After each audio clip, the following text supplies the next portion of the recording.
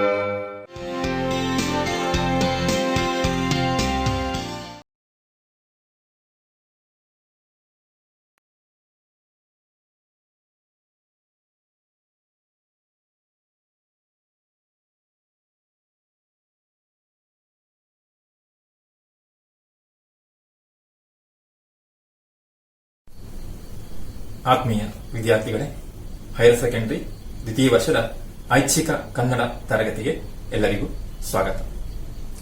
ಕಳೆದ ತರಗತಿಯಲ್ಲಿ ನಾವು ನಮ್ಮ ಪಠ್ಯಭಾಗದ 4ನೇ ಘಟಕದಲ್ಲಿ ಕೊಟ್ಟಿರುವಂತಹ ಡಾಕ್ಟರ್ ಎಚ್.ಎಸ್. ವೆಂಕಟೇಶ್ ಮೂರ್ತಿಯವರು ಬರೆದಂತಹ ಮಂಥರ ಎಂಬ ನಾಟಕವನ್ನು ನೋಡ್ತಾ ಇದ್ದೇವೆ. ಅದನ್ನೀಗ ನೆನಪು ಮಾಡಿಕೊಳ್ಳೋಣ. ರಾಮನಿಗೆ ಯುವರಾಜ ಪಟ್ಟ ಸಿಗ್ತದೆ, ಅದಕ್ಕೆ ಬೇಕಾದ ತಯಾರಿ ಮಾಡ್ತಾರೆ ಅಂತ ಗೊತ್ತಾದಾಗ ಮಂಥರೆಗೆ ಬಹಳಷ್ಟು ಸಿಟ್ಟು ಬರ್ತದೆ, ಜೊತೆಗೆ ಚಿಂತೆಯೂ ಆಗ್ತದೆ. ಯಾಕಂದ್ರೆ ಅವಳ ಮನಸ್ಸಿನಲ್ಲಿ ತಾನು ಅತ್ಯಂತ ಹೆಚ್ಚು ಪ್ರೀತಿಸುವಂತಹ ಕೈಕೇಯಿಯ ಮಗನಾದಂತಹ ಭರತನಿಗೆ ಪಟ್ಟ ಸಿಕ್ಕಬೇಕು, ಯುವರಾಜ ಪಟ್ಟ ಸಿಕ್ಕಬೇಕು ಅಂತ ಅವಳು ಬಯಸಿದ್ದು. ಯಾಕಂದ್ರೆ ಅವರು ಮಾತ್ರ ಇವಳನ್ನು ಅಷ್ಟು ಪ್ರೀತಿಯಿಂದ ಕಾಣುವಂಥದ್ದು. ಜೊತೆಗೆ ಅವರನ್ನು ಬಿಟ್ಟು, ಅವರಿಬ್ಬರನ್ನು ಬಿಟ್ಟು ಇವಳಿಗೆ ಮಂಥರೆಗೆ ಪ್ರಪಂಚವೇ ಇಲ್ಲ. ಹಾಗಿರುವಾಗ ಈ ಸುದ್ದಿ ಕೇಳಿದಾಗ ತುಂಬಾ ಚಿಂತೆ ಆಗ್ತದೆ. ಅದನ್ನು ಅವಳಿಗೆ ಸ್ವೀಕರಿಸಲಿಕ್ಕೆ ಆಗುದಿಲ್ಲ. ಅದನ್ನು ಕೈಕೇಯಲ್ಲಿ ಹೇಳ್ತಾಳೆ, ಇದು ಹೀಗೆ ನಡಿಬಾರದು, ಖಂಡಿತ ರಾಮನಿಗೆ ಪಟ್ಟ ಸಿಗಬಾರದು, ಭರತನಿಗೆ ಸಿಗ್ಬೇಕು ಅಂತ. ಆದ್ರೆ ಕೈಕೇಯಿಗೆ ಆಶ್ಚರ್ಯ ಆಗ್ತದೆ. ಅವಳು ಆ ರೀತಿ ಭೇದ ಭಾವ ಭಾವಿಸುವುದಿಲ್ಲ. ಅವಳಿಗೆ ಎಲ್ಲರೂ ಒಂದೇ ಅಲ್ಲ, ರಾಮನು ಒಂದೇ, ಭರತನು ಒಂದೇ, ನನ್ನ ಮಗನ ಒಂದೇ, ಉಳಿದವರು ಒಂದೇ ಅಂತ ಭಾವಿಸ್ತಾಳೆ. ಅವಳಿಗೆ ಸಂತೋಷ ಆಗ್ತದೆ. ಆರಂಭದಲ್ಲಿ ಅಸಂತೋಷ ವ್ಯಕ್ತಪಡಿಸ್ತಾ ಇದ್ದಾಳೆ, ಕುಣಿತಾ ಇದ್ದಾಳೆ. ಆದ್ರೆ ಇದು ಗೊತ್ತಾದಾಗ ಆರಂಭದಲ್ಲಿ ಮಂಥರೆ ಕೂಡ ಗೊತ್ತಾಗುದಿಲ್ಲ. ಆದ್ರೆ ಕೊನೆಗೆ ಗೊತ್ತಾಗ್ತದೆ ಇದು ರಾಮನಿಗೆ ಪಟ್ಟಾಭಿಷೇಕ ಆಗುವಂಥದ್ದು, ಯುವರಾಜ ಪಟ್ಟ ಸಿಗುವಂಥದ್ದು ಅಂತ. ಆಗ ಅವಳು ಇವಳನ್ನು ಬದಲಾಯಿಸಿಕೊಂಡು ನೋಡ್ತಾಳೆ. ಕೈಕೇಯಿ ಹೇಳಿ ಇದು ತಪ್ಪು, ಇದಾಗಬಾರದು ಅಂತ. ಆದ್ರೆ ಕೈಕೇಯಿಗೆ ಆರಂಭದಲ್ಲಿ ಅರ್ಥ ಆಗುದಿಲ್ಲ. ಹಾಗಿರುವಾಗ ಕೊನೆಗೆ ಇವಳು ತೀರ್ಮಾನಿಸ್ತಾಳೆ, ಏನಿದ್ರು ಕೂಡ ತಾನು ಈ ರೀತಿ ಆಗಲಿಕ್ಕೆ ಬಿಡಲಿಕ್ಕಿಲ್ಲ, ಖಂಡಿತವಾಗಿಯೂ ರಾಮನಿಗೆ ಯುವರಾಜ ಪಟ್ಟ ಸಿಗಬಾರದು, ಸಿಗದ ಹಾಗೆ ನಾನು ಮಾಡ್ತೇನೆ. ಯಾವ ರೀತಿ? ಆ ಕೈಕೇಯಿಯನ್ನೇ ಉಪಯೋಗಿಸಿಕೊಂಡು, ಅವಳನ್ನೇ ಖಡ್ಗವಾಗಿ ಉಪಯೋಗಿಸಿಕೊಂಡು ಭರತನಿಗೆ ಪಟ್ಟ ಸಿಗುವಾಗ ಮಾಡ್ತೇನೆ ಅಂತ ತೀರ್ಮಾನಿಸ್ತಾಳೆ. ಇಷ್ಟು ಭಾಗ ನಾವು ಕಳೆದ ತರಗತಿಯಲ್ಲಿ ನೋಡಿದ್ದು. ಹಾಗಿರುವಾಗ ಮುಂದಿನ ದೃಶ್ಯವನ್ನು ನೋಡೋಣ. 3ನೇ ದೃಶ್ಯದಿಂದ ಈ ತರಗತಿಯಲ್ಲಿ ಅದನ್ನು ನೋಡೋಣ. 2 ದೃಶ್ಯ ಆಗಿದೆ ಕಳೆದ ತರಗತಿಯಲ್ಲಿ. ದೃಶ್ಯ 3. ಕೈಕೇಯಿ ಆಭರಣ ಹಾಕಿಕೊಳ್ಳುತ್ತಾ ಇದ್ದಾಳೆ. ಹಿಂದೆ ಮಂಥರ ನಡೆಯುತ್ತಾ ಮಾತನಾಡ್ತಾಳೆ. ಕೈಕೇಯಿ ಯಾವತ್ತು ಹಾಕುವಾಗ ಆಭರಣ ಹಾಕ್ತಾ ಇದ್ದಾಳೆ. ಮಂಥರ ಹಿಂದೆ ಮುಂದೆ ಬರ್ತಾ ಇದ್ದಾಳೆ, ಮಾತನಾಡ್ತಾ ಇದ್ದಾಳೆ. ಯಾಕಂದ್ರೆ ಮಂಥರೆ ಮನಸ್ಸಿನಲ್ಲಿ ಅದೇ ಇದೆ, ಈ ವಿಷಯವೇ. ಆಗ ತೀರ್ಮಾನಿಸ್ತಾಳೆ, ಅಲ್ಲ ಇವಳನ್ನು ಹೇಗಾದ್ರೂ ಬದಲಾಯಿಸ್ತೇನೆ, ಇವಳ ಮೂಲಕವೇ ಈ ತನ್ನ ಬಯಕೆ ಈಡೇರಿಸ್ತೇನೆ ಅಂತ. ಹಾಗೆ ಹೇಳ್ತಾಳೆ ಮಂಥರ.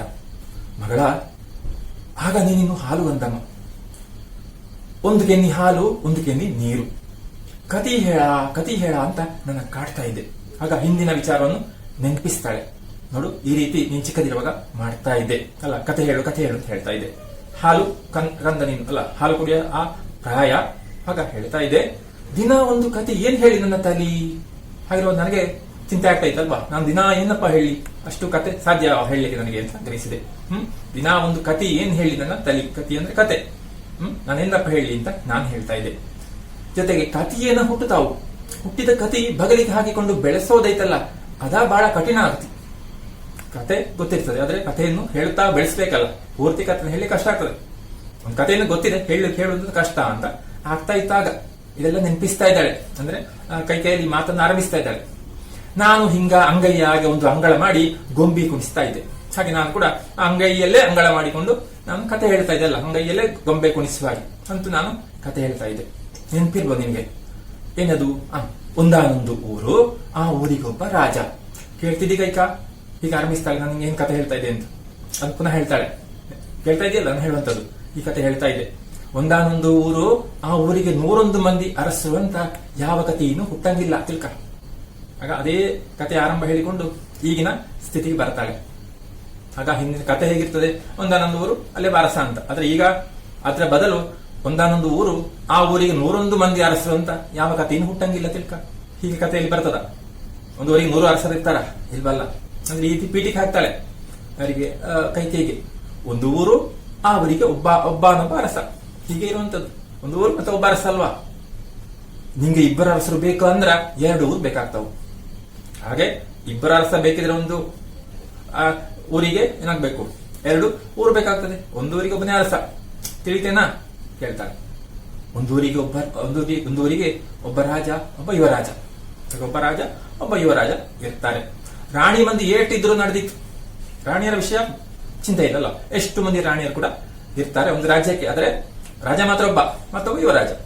ರಾಜ ಮಾತ್ರ ಒಬ್ಬ ಅಂದ್ರೆ ಒಬ್ಬನ, ಮತ್ತ ಆ ಒಬ್ಬ ರಾಜ ಶಿವ ಅಂದ್ರೆ ಯುವರಾಜ, ರಾಜ ಆಕಾನ. ಹಾಗೆ ಒಬ್ಬ ರಾಜ, ಒಬ್ಬ ಯುವರಾಜ ಇರ್ತಾರೆ. ಅಕಸ್ಮಾತ್ ರಾಜ ಶಿವ ಅಂದ್ರೆ ರಾಜ ನಿಧಾನ ಹೊಂದಿದ್ರೆ ಅಲ್ವಾ, ಅವನು ಮರಣ ಹೊಂದಿದ್ರೆ ಯುವರಾಜ ರಾಜ ಆಗ್ತಾನೆ. ಹೀಗೆ ಕ್ರಮ ಹಿಂದಿನಿಂದಲೇ ಅದೇ ಕಥೆಯಲ್ಲಿ ಕೂಡ ಅದೇ ಬರ್ತಾ ಇರೋದು. ನಾನು ಅದೇ ನಿಂಗೆ ಹೇಳ್ತಾ ಇದ್ದದ್ದು, ನೆನಪಿರುವುದು ಅಲ್ಲ, ಚಿಕ್ಕ ಮಗು ಇರುವಾಗ ಇಷ್ಟು ಹೇಳ್ತಾಳೆ. ಯಾಕಂದ್ರೆ ಈಗಿನ ಸಂದರ್ಭ ಅದು ಕೈಕೇಯಿಗೆ ಸ್ಪಷ್ಟ ಆಗುದಿಲ್ಲ. ಕೈಕೇಯಿ ಹೇಳ್ತಾಳೆ, ಮಂತರ ಯಾಕೆ ಹಿಂಗ ಒಗಟಿನ ಮಾತಾಡ್ತಿ, ಯಾಕಪ್ಪ ಹೀಗೆಲ್ಲ ಹೇಳ್ತಾ ಇದ್ದಿ, ಕತೆ ಎಲ್ಲ ಹೇಳೋ ಮೂಲಕ ಏನ್ ಹೇಳ್ತಾ ಇದ್ದಿ, ಮೈ ಸೊಟ್ಟ ಇದ್ರ ಮಾತು ಸೊಟ್ಟ ಆಗ್ಬೇಕೇನು, ಹಾಗಿಂತ ಒಗಟಿನ ಮಾತು ಬೇಡ. ಏನು ಒಗಟಿನ ಮಾತು ಗೊತ್ತಿದೆ ಅಲ್ವಾ, ಒಳಗೆ ಅರ್ಥ ಇರೋದು, ಪಕ್ಕ ನೇರ ಗೊತ್ತಾಗುದಿಲ್ಲ, ಹೊರಗೆ ಗೊತ್ತಾಗುದಿಲ್ಲ, ಒಳಗೊಂದು ಅರ್ಥ ಇರ್ತದೆ. ನಮ್ಗೆ ಗೊತ್ತಿದ್ದಲ್ಲ ಒಗಟ್ಟು ಗಾದೆ ಇಲ್ಲ, ಹಾಗೆ ಆ ಒಳಗೆ ಅರ್ಥ ಇಟ್ಟು ಮಾತಾಡ್ಬೇಡ. ಯಾಕೆ ಹೀಗೆ ಮಾತಾಡ್ತಾ ಇದ್ದಿ, ನೇರ ಹೇಳಿಕ್ ಆಗುದಿಲ್ಲ. ನಿನ್ನ ಮೈ ಅಂತೂ, ನಿನ್ನ ಶರೀರ ಅಂತೂ ಸೊಟ್ಟ ಅಲ್ಲ, ಡೊಂಕು, ಮಾತು ಕೂಡ ಈಗ ಡೊಂಕು ಬೇಕಾ, ನೇರವಾಗಿ ಹೇಳ್ಬಾರ್ದಾ ಅಂತ ಕೇಳ್ತಾರೆ ಇವಳು. ಅಂದ್ರೆ ಗೊತ್ತಾಗ್ತದೆ ನಮ್ಗೆಲ್ಲ, ಕೈಕೇಯಿ ಬದಲಾಗಿಲ್ಲ ಸದ್ಯ ಈ ಹಿಂದೆ ಹೇಳಿದನ್ನು ಕೇಳಿಕೊಂಡು. ಆದ್ರೆ ಮಂತ್ರ ಮುಂದುವರಿಸ್ತಾ ಇದ್ದಾಳೆ. ಇರಬಹುದೇ ಬಿಲ್ಲು ಡೊಂಕ, ಓಹೋ ನಾನು ಡೊಂಕು ಅಂತ ಹೇಳ್ತಾ ಇದ್ದಿ, ಇರಬಹುದು. ಬಿಲ್ಲು ಡೊಂಕಾಗಿರ್ತದೆ, ಆದ್ರ ಅದಕ್ಕೆ ಹೂಡಿದ ಬಾಣ ನೆಟ್ಟಾಗಿರ್ತಾವ, ಗೊತ್ತಿದೆಯಲ್ಲ. ಬಿಲ್ಲು ಹೇಗಿರ್ತದೆ, ಡೊಂಕಾಗಿರ್ತದೆ, ಆದ್ರೆ ಅದಕ್ಕೆ ಹೂಡುವಂತ ಬಾಣ ನೇರಾಗಿರ್ತದೆ. ರಾಮಚಂದ್ರ ಛಲ ಹುಡುಗ, ಒಪ್ಪಿದೆ. ಸರಿ, ನೀನಾಗೆ ಹೇಳಿದೆಯಲ್ಲ, ರಾಮ ಒಂದೇ ಭರ್ತ ಒಂದೇ ಅಂತ ಒಪ್ಪುವ. ರಾಮಚಂದ್ರ ಛಲ ಹುಡುಗ, ಒಳ್ಳೆ ಹುಡುಗ, ಒಪ್ಪಿದೆ. ಅವನು ನಿನ್ನ ಮಗನ, ಒಪ್ಪಿದೆ. ನೀನ್ ಹೇಳಿದಲ್ಲ ಅವನು ಕೂಡ ನನ್ನ ಮಗನ ಹಾಗೆ ಅಂತ, ಸರಿ, ಅದು ಒಪ್ಪಿದೆ. ಅವ ಯುವರಾಜ ಆಗ್ತಾನು, ಆಗಲಿ. ನಮ್ಮ ಭರತ ಛಲ ಹುಡುಗ ಅಲ್ಲೇನು, ಒಳ್ಳೆ ಹುಡುಗ, ಅವ ಯುವರಾಜ ಆಗ್ತಾನೆ, ಆಗ್ಲಿ. ಅದೇ ನಮ್ಮ ಹುಡುಗ ಕೂಡ, ನಮ್ಮ ಹುಡುಗ ಭರತ ಅಲ್ವಾ, ಭರತ ಕೂಡ ಛಲ ಹುಡುಗ ಅಲ್ವಾ, ಅವನು ಕೂಡ ಒಳ್ಳೆಯವನಲ್ವಾ, ಬುದ್ಧಿವಂತ ಅಲ್ವೋ. ಅವ ನಿನ್ನ ಮಗ ಅಲ್ಲೇನು, ಅವ ನಿನ್ನ ಮಗನೂ ಅಲ್ವೋ, ಅವ ಯುವರಾಜ ಆಗ್ಬಾರ್ದೇನು, ಹಾಗೆ ಅವ ಯಾಕೆ ಯುವರಾಜ ಆಗ್ಬಾರ್ದು, ರಾಮನೇ ಆಗ್ಬೇಕಾ, ಹೀಗೆ ನಂದೇ ಪ್ರಶ್ನೆ ಕೇಳ್ತಾಳೆ ಇವಳಲ್ಲಿ. ಅಂದ್ರೆ ಆ ರೀತಿ ಇವಳ ಮನಸ್ಸೆಲ್ಲನ್ನು ತುಂಬಿಸ್ಬೇಕು, ಆ ಮೊದಲಿನ ತೀರ್ಮಾನ ಬದಲಾಯಿಸಬೇಕು. ಹಾಗಿರುವಾಗ ಯಾಕೆ ಅವನು ಕೂಡ ಯುವರಾಜ ಆಗ್ಬಾರ್ದು. ಹಾಗೆ ಯುವರಾಜ ಆಗುವಾಗ ಆ ಪಟ್ಟವನ್ನು ಯಾರು ಕುರ್ಚಿ ಅವರ ಅಳತೆ ನೋಡಿ ಅಲ್ಲ, ಯಾರು ಕೂಡ ಕುರ್ಚಿ ಮಾಡುವಂಥದ್ದು. ಕುರ್ಚಿ ಮಾಡುವಾಗ ಅವರವರ ಅಳತೆ ನೋಡಿ ಕುರ್ಚಿ ಮಾಡುದು ಅಲ್ಲಲ್ಲ, ಆ ಕುರ್ಚಿಯಲ್ಲಿ ಕೂತ್ಕೊಳ್ಳೋದು ಒಬ್ಬರು, ಯಾರಾದ್ರೂ ಒಬ್ಬರು. ಹಾಗಿರುವಾಗ ಯಾರು ಕೂತ್ಕೊಳ್ಬಹುದು, ಯಾಕೆ ಭರತ ಕೂತ್ಕೊಳ್ಬಾರದು. ಇಬ್ಬರು ದಶರಥ ರಾಜನ ಮಕ್ಕಳ, ಚಿಂತೆ ಬೇಕಾ ಅಥವಾ ಸಂಶಯ ಬೇಕಾ, ಬೇಡ. ಇಬ್ಬರು ಕೂಡ ದಶರಥ ಮಕ್ಕಳೇ ಅಲ್ಲ, ಒಬ್ಬರ ಮಕ್ಕಳೇ ಅಲ್ವೋ, ಹಾಗಾದ್ರೆ ಅವರ ಮಕ್ಕಳೇ ಇವರು, ಮತ್ತೆ ಯಾಕೆ ಆಗ್ಬಾರದು. ಇವ ಕೈಕ ಹೊಟ್ಟೆಯಲ್ಲಿ ಹುಟ್ಟಿದ, ಅವ ಕೌಸಲ್ಯ ಹೊಟ್ಟೆಯಲ್ಲಿ ಹುಟ್ಟಿದ, ವ್ಯತ್ಯಾಸ ಇಷ್ಟೇ ಅಲ್ವಾ. ಇಬ್ಬರ ತಾಯಿಯರು ಮಾತ್ರ ಬೇರೆ, ಅವರ ಹೊಟ್ಟೆಯಲ್ಲಿ ಹುಟ್ಟಿದ್ದು. ಕೌಸಲ್ಯ ಮಗ ಅಂದ ಮಾತ್ರಕ್ಕೆ ರಾಮನ ತಲೆ ಮೇಲೆ 2 ಕೊಂಬು ಮೂಡಿಯನ ಕೇಳ್ತಾಳೆ. ಕೌಸಲ್ಯ ಮಗನೇ ಆಗ್ಬೇಕಾ ಪಟ್ಟಕ್ಕೆ, ಆ ಕೌಸಲ್ಯ ಮಗನಾದ್ರೆ ರಾಮನ ತಲೆಯಲ್ಲಿ ಏನಾದ್ರು 2 ಕೊಂಬು ಉಂಟು ಅವನಿಗೆ ಕೇಳ್ತಾಳೆ. ರಾಮನ ತಲೆಯ ಮೇಲೆ 2 ಕೊಂಬು ಮೂಡ್ಯಾವೇನ, 2 ಕೊಂಬು ಬೆಳೆದಿದೆಯಾ, ಬೆಳೆದಿದೆ ಅಲ್ವಾ, 2 ಕೊಂಬಲ್ಲಿ ಮೂಡ್ಲಿಲ್ಲಲ್ಲ, ಬೆಳೆಲಿಲ್ಲಲ್ಲ, ಹೀಗೆ ಹೇಳ್ತಾ ಇದ್ದಾಳೆ. ಅಂದ್ರೆ ಅವಳ ಮನಸ್ಸಲ್ಲಿ ಸಿಟ್ಟು ಬರ್ತಾ ಇದೆ ಆ ವಿಷಯದಲ್ಲಿ, ರಾಮನಿಗೆ ಪಟ್ಟ ಕೊಡುವಂಥದ್ದು. ಆದ್ರೆ ಕೈಕೇಯಿ ಪುನಃ ಮಾತಾಡ್ತಾಳೆ. ನಂತರ ಸೂರ್ಯವಂಶದ ಸಂಪ್ರದಾಯ ನಿನಗೆ ತಿಳಿಯುದು, ನಿಮ್ಗೆ ಗೊತ್ತಿಲ್ಲ, ಅದ ಕಾರಣ ಪುನಃ ಅದೇ ಹೇಳ್ತಾ ಇದ್ದಿ. ಸೂರ್ಯವಂಶದ ಕ್ರಮ ಸಂಪ್ರದಾಯವೇ ಅದು. ಯಾವುದು, ಯಾರು ಹಿರಿಮಗನೋ ಅವನಿಗೆ ಯುವರಾಜ ಪಟ್ಟ, ಹಿರಿಮಗನಿಗೆ ಯುವರಾಜ ಪಟ್ಟ.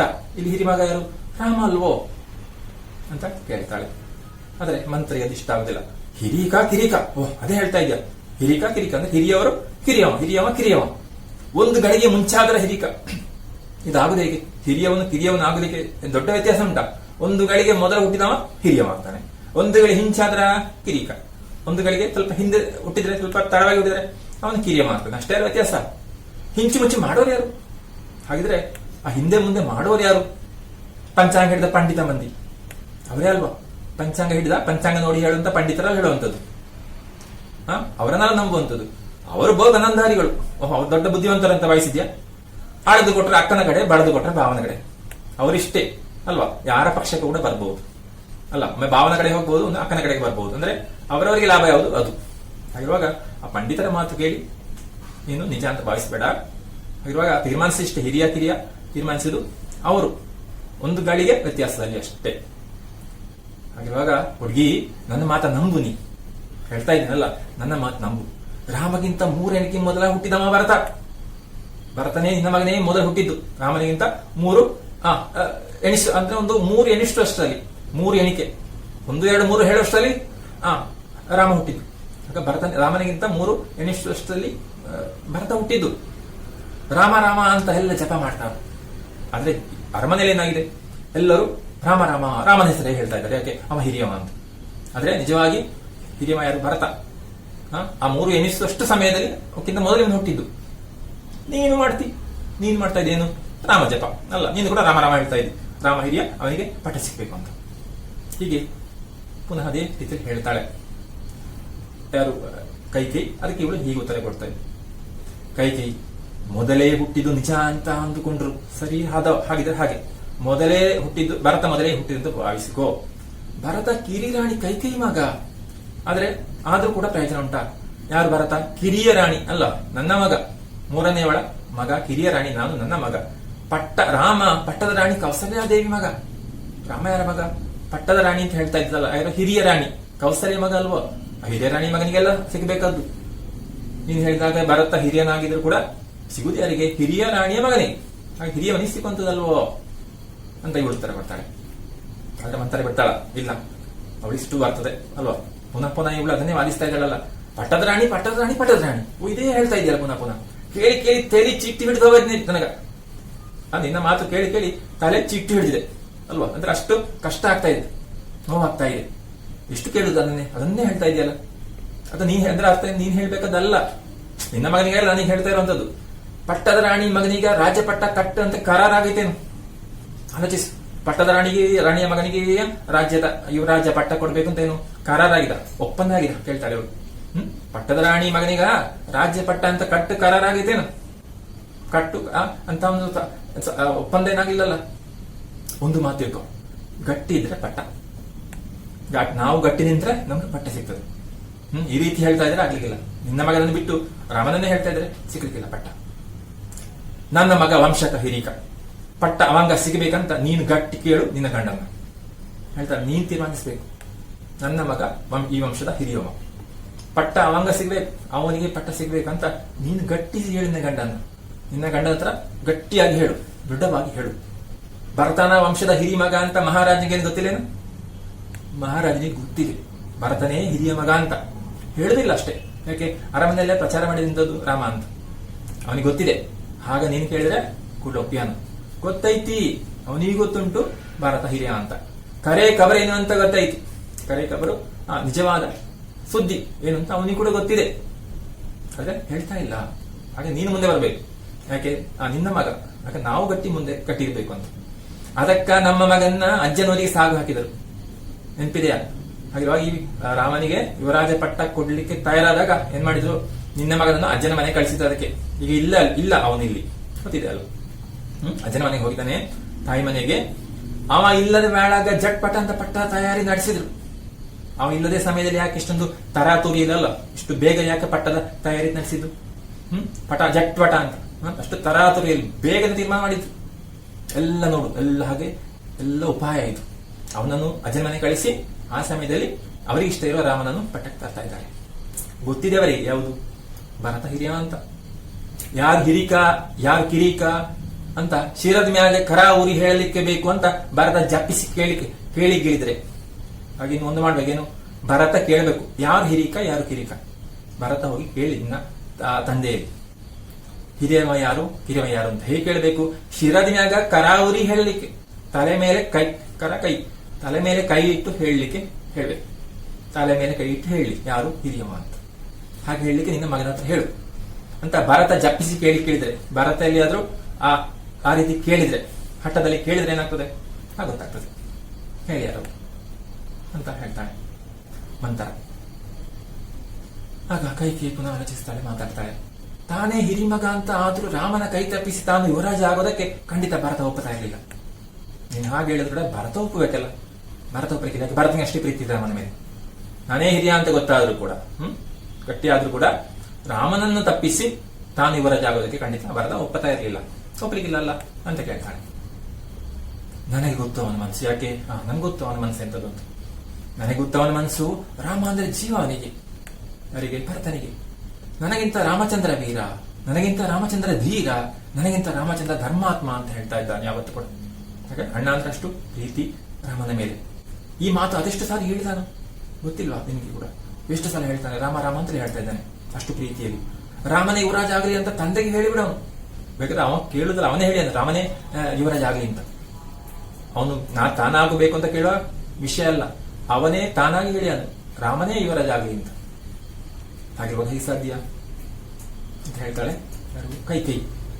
ಆದ್ರೆ ಮಂತ್ರ ಪುನಃ ತರಿಸ್ತಾಳೆ. ಅವ ಬ್ಯಾಡ ಅಂತಾನ ಬೇಕು ಅಂತಾನ ಈ ಮಂದಿ ಕೇಳಿದ್ರ ಅವನ್ನ ನೀನೇ ಎಲ್ಲ ಹೇಳ್ತಾ ಇದೆಯಲ್ಲ.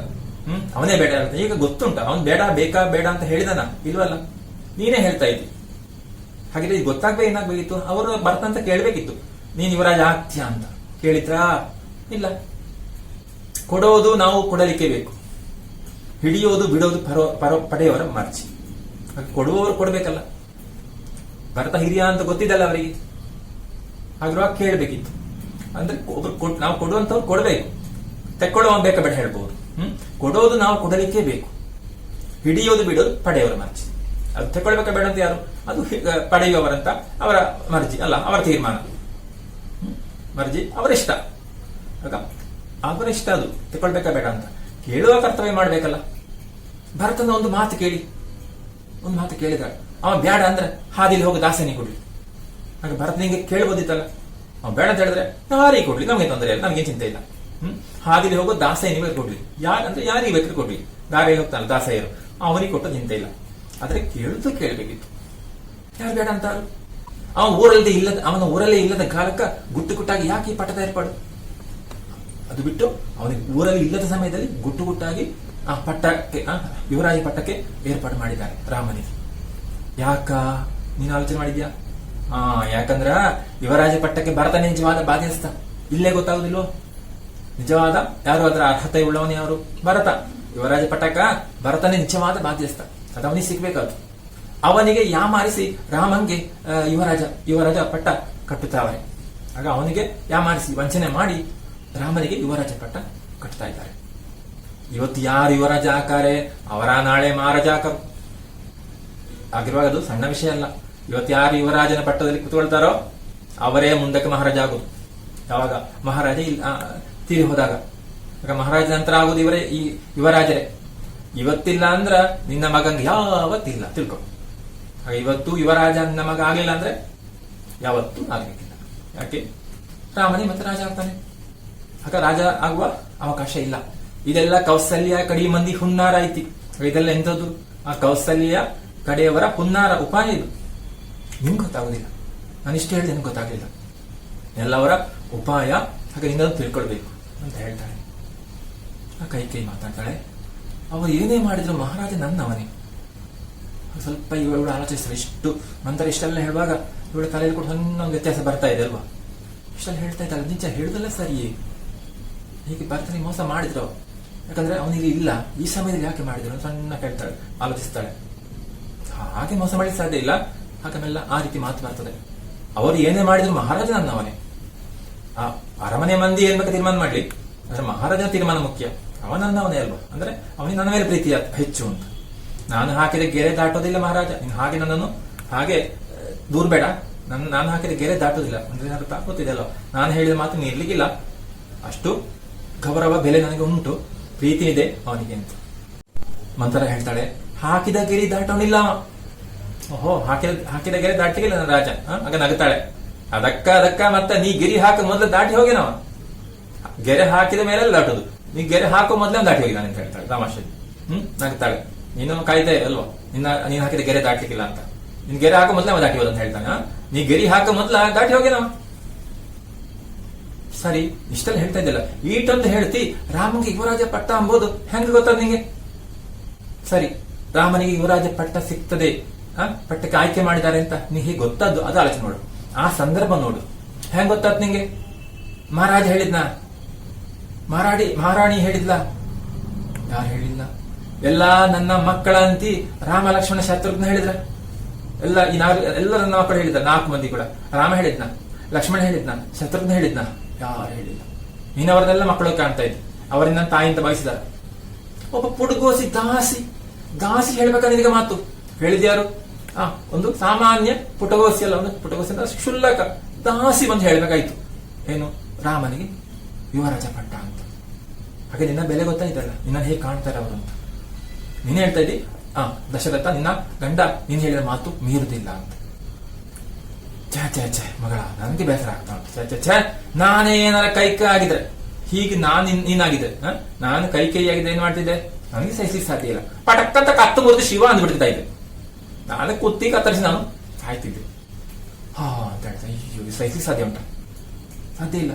ನಿನ್ನನ್ನು ಇಷ್ಟು, ಅಥವಾ ನಾನು ಕೈಕಾಗಿದ್ರೆ ನನ್ನ ಇಷ್ಟು ಹೀನಾಯವಾಗಿ ನೋಡಿದ್ರೆ, ಇಷ್ಟು ಅವಗಣಿಸಿದ್ರೆ ಹೇಳಲೇ ಇಲ್ಲ. ದಾಸಿ ಬಂದು ಹೇಳ್ಬೇಕಾಯ್ತು ನಿನಗೆ ರಾಮನಿಗೆ ಪಟ್ಟಾಭಿಷೇಕ ಅಂತ. ಹೀಗೆಲ್ಲ ನಟಿಸ್ತಾಳೆ ಮಂಥರೆ, ಅಥವಾ ಅಷ್ಟು ಸಮರ್ಥವಾಗಿ ಹೇಳ್ತಾಳೆ.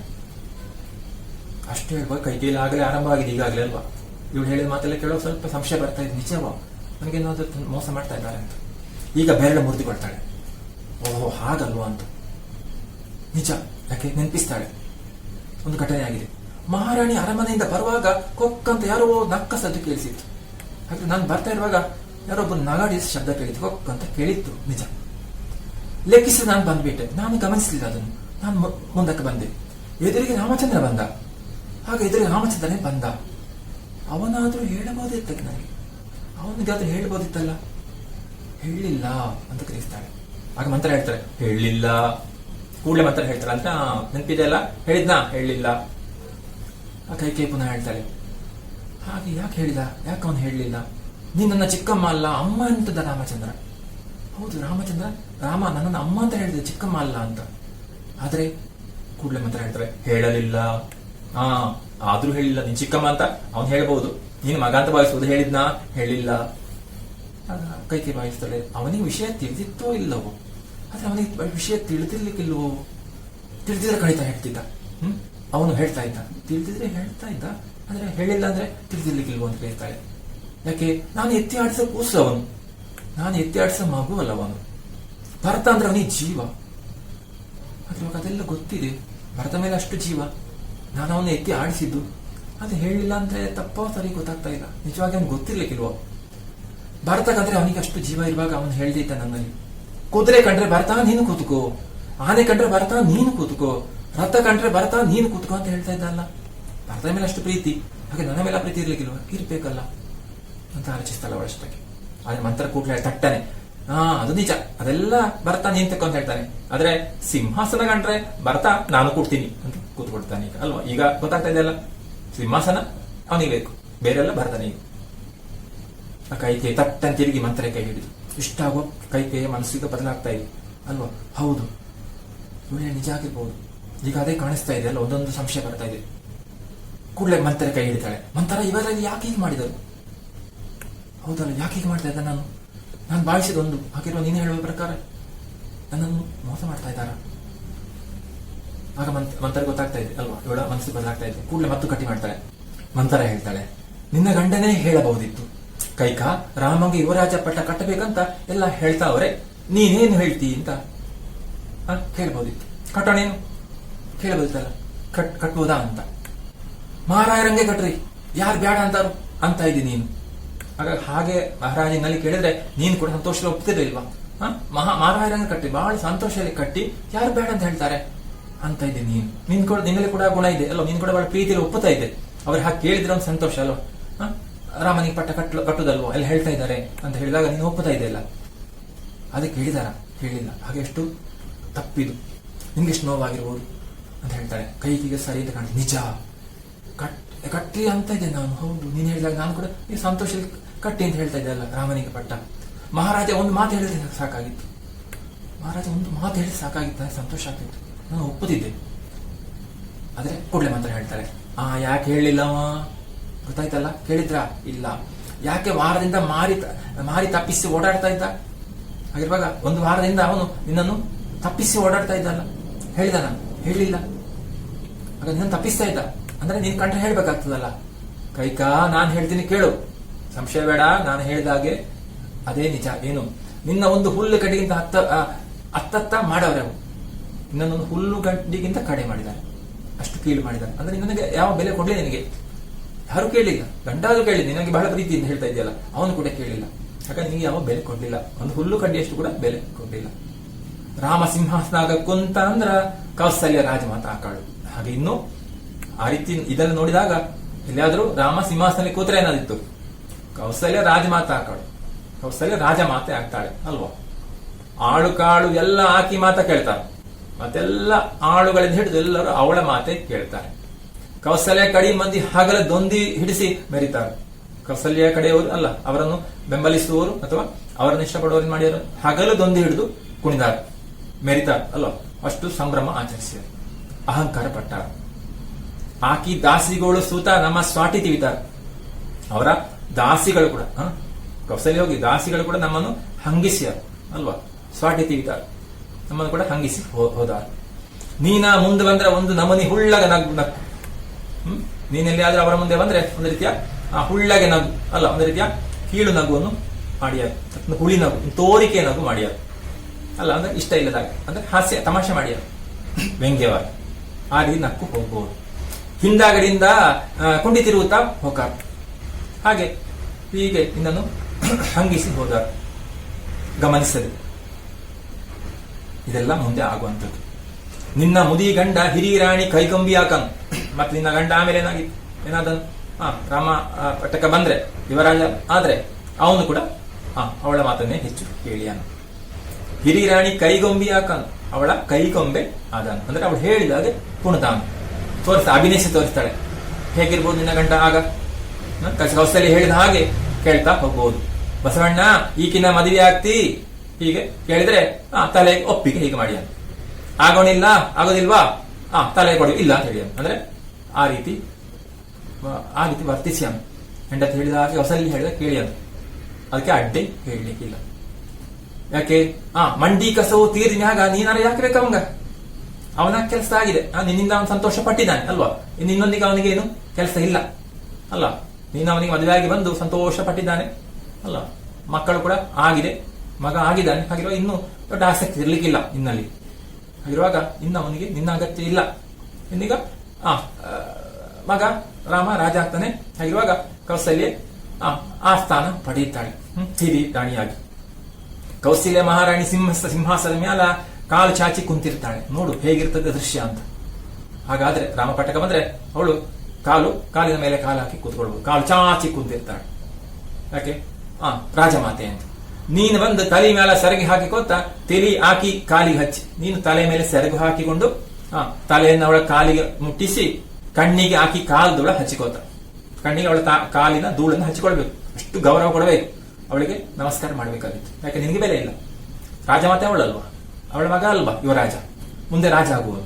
ಹಾಗಿರೋ ನಿನಗೆ ಬೆಲೆ ಸಿಗ್ಲಿಕ್ಕಿಲ್ಲ. ನಿನ್ ತಲೆಗೆ ಸೆರಗು ಹಾಕಿ ಅವಳಿಗೆ ಅವಳ ಕಾಲಿನ ಧೂಳನ್ನು ಕಣ್ಣಿಗೆ ಹೊತ್ತುಕೊಳ್ಬೇಕಾಗಿತ್ತು. ಯವ್ವ ಕತ್ತು ನಿನ್ನದ, ಕಿರಿಪಾಣಿನ ನಿನ್ನದ ಹೇಳ್ಬೇಕಾಗಿತ್ತು, ಎಲ್ಲ ಶರಣಾಗ್ಬೇಕಾಯ್ತು. ಕುತ್ತಿಗೆ ಕೂಡ ನಿನ್ನದು, ಕಿರಪಾಣಿ ಖಡ್ಗ ಕೂಡ ನಿನ್ನದು ಅಂತ ಹೇಳ್ಬೇಕು. ಹೆಂಗ ಬೇಕು ಹಂಗ ಕೊಯ್ಯೋ ಅಂತ ಕೊಯ್ಕೋ ಅಂತ ಕೆನ್ನೆ ಬಡ್ಕೋತ, ನಿನಗೆ ಇಷ್ಟ ಇದ್ದಾಗ ಮಾಡು ಅಲ್ಲ, ಖಡ್ಗದಲ್ಲಿ ಕುತ್ತಿಗೆ ಬೇಕು ಕೊಯ್ಯಿ ಅಂತ ಹೇಳ್ಬೇಕಂತ ಅಷ್ಟು ಶರಣಾಗಬೇಕಾದಿತ್ತು. ಅವಳು ಹೇಳಿದ್ರೆ ಕೇಳಬೇಕಾದಿತ್ತು. ಯಾವಾಗ ರಾಮ ಯುವರಾಜ ಪಟ್ಟಕ್ಕೆ ಬಂದ್ರೆ ಹೇಳ್ತಾಳೆ. ಈಗ ಪುನಃ ಅವಳ ಮನಸ್ಸಲ್ಲಿ ಸಿಟ್ಟು ಬರುವಾಗ ಯಾರು ಮಂತರ ಕೈಗೆ ಹೇಳ್ತಾಳೆ, ಸಾಕು ಮಂತರ, ಸಾಕು ನಿಲ್ಲಿಸು ನಿನ್ನ ಮಾತು, ಸಾಕು ನಿಲ್ಲಿಸು, ಮಾತಾಡ್ಬೇಡ, ಕೇಳಲಿಕ್ಕಾಗ್ತಾ ಇಲ್ಲ. ಕಾಸಿದ ಸಾಸಿವೆ ಎಣ್ಣೆ ಕಿವಿಯಲ್ಲಿ ಸುರಿದಾಗಾಯ್ತು, ಕಾಸಿದ ಸಾಸಿವೆ ಎಣ್ಣೆ ಕಿವಿಯಲ್ಲಿ ಸುರಿದಾಗ್ತಾ ಇದೆ. ಅಷ್ಟು ಕಷ್ಟ ಆಗ್ತಾ ಇದೆ, ಅಷ್ಟು ಹಿಂಸೆ ಆಗ್ತಾ ಇದೆ, ನೋವಾಗ್ತಾ ಇದೆ. ನನ್ನ ಕನ್ನಡಿನೇ ನನ್ನ ನೋಡಿ ನಾಗ್ತಾ ಇದೆ, ನನ್ನ ಕೈಯೇ ನನ್ನ ಮುಖಕ್ಕೆ ತಿವಿತಾ ಇದೆ, ಹೆಂಚು ಮೇಲಿನ ಹೋಳಿಗೆ ಹಾಗೆ ನನ್ನ ಹೊಟ್ಟೆ ಸೀತಾ ಇದೆ. ಅಂದ್ರೆ ಇವಳಲ್ಲಿ ಬದಲಾವಣೆ ಆಗಿದೆ. ಇವಳು ಕೂಡ ಸ್ವಲ್ಪ ಸಿಟ್ಟು ಬರ್ತಾ ಇದೆ, ತನಗೆ ಮೋಸ ಮಾಡ್ತಾ ಇದ್ದಾರೆ ಎಲ್ಲರಂತ, ಎಲ್ಲರನ್ನ ಹಂಗಿಸ್ತಾ ಇದ್ದಾರ. ನನ್ನ ಕನ್ನಡಿದೆ ನನ್ನ ನೋಡಿ ನಗ್ತಾ ಇದೆ, ನನ್ನ ಕೈಯೇ ನನ್ನ ಮುಖಕ್ಕೆ ತಿವಿತಾ ಇದೆ, ಹೆಂಚು ಮೇಲಿನ ಹೋಳಿಗೆ ಹಾಗೆ ನನ್ನ ಹೊಟ್ಟೆ ಸಿಹಿತಾ ಇದೆ, ನೂಲಿದು ನೂಲಿದು ತಿರುಚಿದ ಹಾಗೆ ನನ್ನ ಕರುಳು ನೋಯ್ತಾ ಇದೆ. ಹಾಗಿರುವಾಗ ಕೈ ಹೇಳ್ತಾ ಇದ್ದಾಳೆ ಈ ಮಂತ್ರೆ ಮಾತು ಕೇಳಿಕೊಂಡು, ಹೌದು ನನಗೆ ಕೂಡ ಅಷ್ಟು ಕಷ್ಟ ಆಗ್ತಾ ಇದೆ, ಹಿಂಸೆ ಆಗ್ತಾ ಇದೆ. ನಾನು ನೋಡುವ ಕನ್ನಡಿ ನನ್ನ ನೋಡಿ ನಗ್ತಾ ಇದೆ ಅಂತಂದ್ರೆ ನೀನೆಷ್ಟು ಪೆದ್ದಿ ಅಂತ ಹೇಳಿದ ಹಾಗೆ ಅಲ್ವಾ, ಎಷ್ಟು ಇವರನ್ನೆಲ್ಲ ನಂಬಿದ್ದಿ ಅಂತ.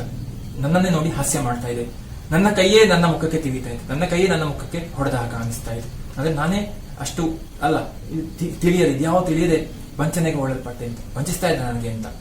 ಹೆಂಚೆ ಮೇಲಿನ ಹೋಳಿಗೆ ಹಾಗೆ ನನ್ನ ಹೊಟ್ಟೆ ಸಿಹಿತಾ ಇದೆ, ಕಾವಲಿ ಮೇಲೆ ಇದ್ದಂತ ಹೋಳಿಗೆ ಹಾಗೆ ನನ್ನ ಹೊಟ್ಟೆ ಏನೋ ಗುರಿತಾ ಇದೆ, ಅಥವಾ ಹೊಟ್ಟೆಗೆ ಅಷ್ಟು ಕಷ್ಟ ಆಗ್ತದೆ, ನೋವಾಗ್ತಾ ಇದೆ, ಹಿಂಸೆ ಆಗ್ತಾ ಇದೆ. ನೂಲಿದು ನೂಲಿದು ತಿರುಚಿದ ಹಾಗೆ ನನ್ನ ಕರಳು ನೋಯ್ತಾ ಇದೆ, ಕರಳೆಲ್ಲ ತಿರುಚಿದ ಹಾಗೆ ಆಗ್ತಾ ಇದೆ, ಅಷ್ಟು ಹಿಂಸೆ ಆಗ್ತಾ ಇದೆ ಈ ವಿಷಯ ಗ್ರಹಿಸುವಾಗ ಅಂತ ಹೇಳ್ತಾಳೆ. ಸಾಕು ಮಂತ್ರ, ಸಾಕು ನಿಲ್ಲಿಸು, ಇನ್ನು ಹೇಳಬೇಡ, ನನಗೆ ಸಹಿಸ್ಲಿಕ್ಕೆ ಆಗ್ತಾ ಇಲ್ಲ, ಎಲ್ಲರೂ ನನ್ನನ್ನು ಮೋಸ ಮಾಡ್ತಾ ಇದ್ದಾರೆ ಅಂತ ಅನಿಸ್ತಾ ಇದೆ ಅವಳಿಗೆ. ಇನ್ನು ಕೇಳಲಿಕ್ಕೆ ಆಗ್ತಾ ಇಲ್ಲ, ಅಷ್ಟು ಕಷ್ಟ ಆಗ್ತಾ ಇದೆ, ಇನ್ನು ಮಾತು ನಿಲ್ಲಿಸು. ಕಾಸಿದ ಸಾಸಿವೆ ಎಣ್ಣೆ ಕಿವಿಯಲ್ಲಿ ಸುರಿದ ಹಾಗಾಯ್ತು, ಕಾಯಿಸಿದ ಸಾಸಿವೆ ಎಣ್ಣೆ ಬಿಸಿ ಎಣ್ಣೆ ಕಿವಿಯಲ್ಲಿ ಹಾಕಿದಾಗ ಆಗ್ತಾ ಇದೆ ಅಂತ ಹೇಳ್ತಾಳೆ. ಇದೇ ಬೇಕಾದ್ದು ಮಂತಾರೆ ಅಲ್ವಾ, ಇವಳಲ್ಲಿ ಬದಲಾವಣೆ. ಆರಂಭದಲ್ಲಿ ಹೇಳಿದಾಳಲ್ವ, ಎಲ್ಲ ಒಂದೇ, ರಾಮ ಒಂದೇ, ಭರತ ಒಂದೇ, ನನಗೇನು ತೊಂದರೆ ಇಲ್ಲ ಅಂತ. ಅದೇ ಇಷ್ಟು ಬದಲಾವಣೆ ಆಗಿದೆ, ಅದನ್ನ ಗಟ್ಟಿಯಾಗಿ ಹಿಡಿತಾಳೆ ಮಂತರ. ಕರುಣೆಯಿಂದ ಕೈಯನ್ನು ಸಮೀಪಿಸಿ, ಈಗ ಪ್ರೀತಿಯನ್ನು, ಈಗ ಅವಳಿಗೆ ಕೂಡ ಅವಳ ಈ ನೋವು ಕಂಡಾಗ ಪ್ರೀತಿ ಉಂಟಾಗ್ತದೆ, ಜೊತೆಗೆ ಕರುಣೆ ಉಂಟಾಗ್ತದೆ, ಆದ್ರೆ ಅವಳ ಉದ್ದೇಶ ಮಾತ್ರ ಈಡೇರ್ತಾ ಇದೆ ಅಂತ ಕಾಣಿಸ್ತಾ ಇದೆ. ಹೇಳ್ತಾಳೆ ಪ್ರೀತಿಯಲ್ಲಿ, ಸತ್ಯ ಎಂಬುದು ಅಗದಿ ಕಠೋರ ಇರ್ತೈತಿ ಮಗಳ, ನಿಜ ನಿನಗೆ ದುಃಖ ಆಗಿರ್ಬೋದು, ಕಷ್ಟ ಆಗಿರ್ಬೇಕು, ಯಾವತ್ತೂ ಹಾಗೆ ಸತ್ಯ ಎಂಬುದು ಯಾವತ್ತೂ ಕಠೋರ ಆಗಿರ್ತದೆ, ಅದು ನೋವು ಕೊಡ್ತದೆ. ಅದ ಕಾರಣ ಆ ಸತ್ಯ ಅವನು ಕಂಡಾಗ ನಮಗೆ ಕೂಡ ಚಿಂತೆ ಆಗ್ಬಹುದು. ಯಾಕೆ ಸತ್ಯ ಕಾಣೋದು ಕಷ್ಟ, ಎಲ್ಲರೂ ಸುಳ್ಳು ಹೇಳ್ತಾರೆ, ಮೋಸ ಮಾಡ್ತಾರೆ. ಆಗ ಈ ಸತ್ಯ ನಿಜ, ಇದು ಸತ್ಯ ಆದ ಕಾರಣ ಅದರಲ್ಲಿ ಸಂಶಯ ಬೇಡ, ಆದ್ರೆ ಅದು ಗ್ರಹಿಸ್ಲಿಕ್ಕೆ ಕಷ್ಟ ಆಗ್ಬಹುದು. ಮಾಯದ ಪರದೆ ಸೀಳಿ ನೋಡಿದ್ರೆ ಕಾಣಬಾರ್ದೆಲ್ಲ ಕಾಣ್ತಾವೆ, ಹಾಗೆದೆಲ್ಲ ಮಾಯದ ಪರದೆಯನ್ನು ತೆರೆದು ಸೀಳಿ ನೋಡಿದ್ರೆ ಕಾಣಬಾರ್ದೆಲ್ಲ ಕಾಣ್ತದೆ. ಅದುವರೆ ಕಾಣೋದು ಯಾಕೆ ಪರದೆ ಹಾಕಿರ್ತಾರೆ, ಆಗ ಪರದೆ ಹಿಂದೆ ನಡೆಯೋದು ಗೊತ್ತಾಗೋದಿಲ್ಲ. ಈಗ ನಾನು ಹೇಳಿದ್ದೇನಲ್ಲ, ಇಷ್ಟೆಲ್ಲ ನಡೀತಾ ಇದೆ ನಿನಗೆ ಸಂಬಂಧಪಟ್ಟು, ಅವರು ಮೋಸ ಮಾಡ್ತಾ ಇದ್ದಾರೆ ಯಾರ ಮನೆಯ ಮಂದಿ. ಹಾಗೆ ಗಟ್ಟಿ ದೊಡ್ಡ ಸ್ವರದಿಂದ ಹೇಳ್ತಾಳೆ, ಚಿಂತೆ ಮಾಡಬೇಡ, ಆದ್ರೆ ಚಿಂತೆ ಮಾಡಬೇಡ. ಕತ್ತಲ ತಿಳಿ ಸೀಳಿದರ ಬೆಳಕಿನ ಬೈತಲಿ ಒಂದು ಕಂಡೆ ಕಾಣ್ತದ. ತಲೆಯಲ್ಲಿ ನಾವು ಹೇಗೆ ಕೂದಲನ್ನು ಸರಿಸಿದ್ರೆ ಒಂದು ಬೈತಲೆ ಕಾಣ್ತದಲ್ಲ, ಒಂದು ಗೆರೆ ಕಾಣ್ತದಲ್ಲ ಬಿಳಿಯಾಗಿ, ಹಾಗೆ ಕತ್ತಲೆ ತಿಳಿದ್ರೆ ಒಂದು ಬೆಳಕು ಬರಲೇಬೇಕು ತಲೆಯಲ್ಲಿ ಕಾಣುವ ಹಾಗೆ ಅಲ್ವೋ. ಹೇಳ್ತಾಳೆ ಸಮಾಧಾನ ಮಾಡ್ಕೋ. ಇಷ್ಟು ಹೇಳುವ ಕೈಕಿ ಅವಳನ್ನೇ ನಂಬುತ್ತಾಳೆ. ಹೌದು, ಇವಳು ಮಾತ್ರ ನನಗಿಷ್ಟು ಹೇಳ್ತಾ ಇದ್ದಾರೆ, ಸತ್ಯವನ್ನು ಹೇಳ್ತಾ ಇದ್ದಾರೆ, ಉಳಿದವರೆಲ್ಲ ಮೋಸ ಮಾಡ್ತಾ ಇದ್ದಾರೆ ಅಂತ ದೀನಳಾಗಿ. ಹಿಂದೆ ಮುಂದೆ ಅಕ್ಕಪಕ್ಕ ಮೇಲೆ ಕೆಳಗೆ ಒಳಗೆ ಹೊರಗೆ ಬರೀ ಕತ್ತಲೆ. ನನಗೆ ಕತ್ತಲೆ ಇದ್ದಾಗ ಕಾಣಿಸ್ತಾ ಉಂಟು. ಎಲ್ಲರೂ ನನ್ನ ಕತ್ತಲೆಗೆ ದೂಡಿದ್ದಾರೆ, ಅಂದ್ರೆ ಎಲ್ಲ ನನ್ನ ದೂರ ಮಾಡಿದ್ದಾರೆ. ಅವರೆಲ್ಲ ಸೇರಿ ಒಂದಾಗಿ ರಾಮನನ್ನು ಪಟ್ಟಕ್ಕೆ ತರ್ತಾ ಇದ್ದಾರೆ. ನಿಜವಾಗಿ ನನ್ನನ್ನು ಮೋಸ ಮಾಡ್ತಾ ಇದ್ದಾರೆ. ಬಹುಶಃ ಮಂತ್ರ ಹೇಳಿದ ಹಾಗೆ ನನ್ನ ಮಗನಿಗೆ ಸಿಕ್ಬೇಕಾದ ಪಟ್ಟ, ನಾನು ಮಾತ್ರ ಮೋಸ ಹೋದೆ ಅಂತ. ಏನ್ ಮಾಡಿ ಗೊತ್ತಾಗ್ತಾ ಇಲ್ಲ, ಯಾವ ದಾರಿಯಲ್ಲಿ ಹೋಗಿ ನಾನೇ ಕತ್ತಲಿದ್ದೆ ಕಾಣ್ತಾ ಇದ್ದೆ. ಕಾಲು ದಾರಿಯಲ್ಲೂ ಕಾಣ್ತಾ ಇಲ್ಲ ಮಂತ್ರ, ಒಂದು ಕಾಲು ದಾರಿ ಸಣ್ಣ ದಾರಿ ಕೂಡ ಕಾಣ್ತಾ ಇಲ್ಲಲ್ಲ, ಇನ್ನೇನ್ ಮಾಡಲಿ ಈ ರೀತಿ ನನಗೆ ಮೋಸ ಆದ್ರೆ ಮಂತ್ರ ಹೇಳ್ತಾಳೆ. ಅಂಗೈ ಕುಡ್ತೆ ಮಾಡಿ ತೋರಿಸುತ್ತಾ ಅಂಗೈಯಲ್ಲಿ ಒಂದು ಕುಡ್ತೆ ಮಾಡ್ತಾಳೆ. ಅಂಗೈಯಲ್ಲಿ ಕುಡ್ತೆ ಮಾಡುವಾಗ ಅಂದ್ರೆ ಇದ ಮಣ್ಣ ಪಣತಿ, ಇದು ಮಣ್ಣಿನ ಹಣತೆ. ಬೆರಳು ತೋರಿಸಿ ಇದ ಹೊಸದ ಬತ್ತಿ, ಇಲ್ಲಿ ಬತ್ತಿ ಇಡು. ಏನ್ ಮಾಡ್ತೀವಿ, ನಾನು ದೀಪ ಹಚ್ತೀನಿ, ಕತ್ತಲೆ ಇದೆಯಲ್ಲ ಬೆಳಕೋಣ, ಕತ್ತಲೆ ಹೋಗಿ ಬೆಳಕಾಗಲಿ, ನಾನು ದೀಪ ಹಚ್ಚುತ್ತೇನೆ ಅಂತ ಒಂದು ಸಂಕೇತವಾಗಿ ತೋರಿಸ್ತಾಳಲ್ಲ. ನೀನು ಕತ್ತಲೆಯಿಂದ ಬೆಳಕಿಗೆ ಬರಬೇಕು, ನಾನು ಸಹಾಯ ಮಾಡ್ತೇನೆ. ಆ ಬೆಳಕಿನಾಗ ಕಾಲು ಹಾದಿ ಹುಡುಕುತ್ತೇನೆ, ನಾನು ನನಗೆ ದಾರಿ ಹುಡುಕಿ ತೋರಿಸ್ತೇನೆ ಈ ಬೆಳಕಿನಲ್ಲಿ, ನೀನು ಬೆಳಗು. ಹೀಗೆ ಹೇಳ್ತಾಳೆ. ಕರಿಯ ಮುಸುಕು ಹಾಕಿಕೊಂಡು ಅಪ್ರದಕ್ಷಿಣೆ ತಿರುಗುತ್ತಾಳೆ. ಹಾಗೆ ಒಂದು ನಾಟಕ ಅಲ್ವ, ಕರಿಯ ಕಪ್ಪಿನ ಮುಸುಕು ಹಾಕಿ ಅಪ್ರದಕ್ಷಿಣೆ, ಸರಿಯಾದ ಪ್ರದಕ್ಷಿಣೆ ಅಲ್ಲ, ಬಲದಿಂದ ಎಡಕ್ಕೆ ಪ್ರದಕ್ಷಿಣೆ ಮಾಡ್ತಾಳೆ. ಅವಳ ಸುತ್ತ ಒಂದು ಕಪ್ಪು ವರ್ತುಲ ಕಾಣಿಸ್ತಾ ಇದೆ, ಸುತ್ತಲೂ ಕಪ್ಪು ವರ್ತುಲ ಕಾಣಿಸ್ತಾರೆ. ಅಂದ್ರೆ ಈಗ ಏನು ಅಪ್ರದಕ್ಷಿಣೆ ತಿರುಗ್ತಾ ಇದ್ದಾಳೆ. ಇಷ್ಟವರೆಗೆ ಸರಿಯಾದ ಪ್ರದಕ್ಷಿಣೆ ಮಾಡ್ತಾಳೆ, ಅಂದ್ರೆ ಸರಿಯಾಗಿ ಹೀಗೆ ಹೋಗ್ತಾ ಇತ್ತು ವಿಷಯ. ಈಗ ಪುನಃ ಹಿಂದಕ್ಕೆ ಹೋಗ್ಬೇಕು ಅಲ್ವಾ, ಅಪ್ರದಕ್ಷಿಣೆ ಪುನಃ ಹಿಂದಕ್ಕೆ ಹೋದಾಗ ಅಂದ್ರೆ ಆ ಹಳತನ್ನು ಬದಲಾವಣೆ ಮಾಡಬೇಕು, ಪುನಃ ಹಿಂದಕ್ಕೆ ಹೋಗ್ತಾಳೆ ಅದರ ಸೂಚನೆಯಾಗಿ. ಇಲ್ಲಿ ಅಂದ್ರೆ ಮಂತರೆ ಜೊತೆಗೆ ಕೈ ಕೂಡ ಆ ಹಿಂದಿನ ತೀರ್ಮಾನ ಬದಲಾಯಿಸ್ತಾಳೆ ಅಲ್ಲ, ಪುನಃ ಹಿಂದಕ್ಕೆ ಹೋಗ್ತಾ ಇದ್ದಾಳೆ. ಆ ರೀತಿಯ ಆ ದೃಶ್ಯಲ್ಲಿ ಕಾಣ್ತದೆ ಇಲ್ಲಿ ರಂಗಭೂಮಿಯಲ್ಲಿ. ಇದರೊಂದಿಗೆ ಇಂದಿನ ತರಗತಿಯನ್ನು ಪೂರ್ತಿ ಮಾಡ್ತಾ ಇದ್ದೇನೆ. ಮುಂದಿನ ಭಾಗವನ್ನು ಮುಂದಿನ ತರಗತಿಯಲ್ಲಿ ನೋಡೋಣ. ಮುಂದಿನ ತರಗತಿಯಲ್ಲಿ ಮತ್ತೆ ಭೇಟಿಯಾಗೋಣ.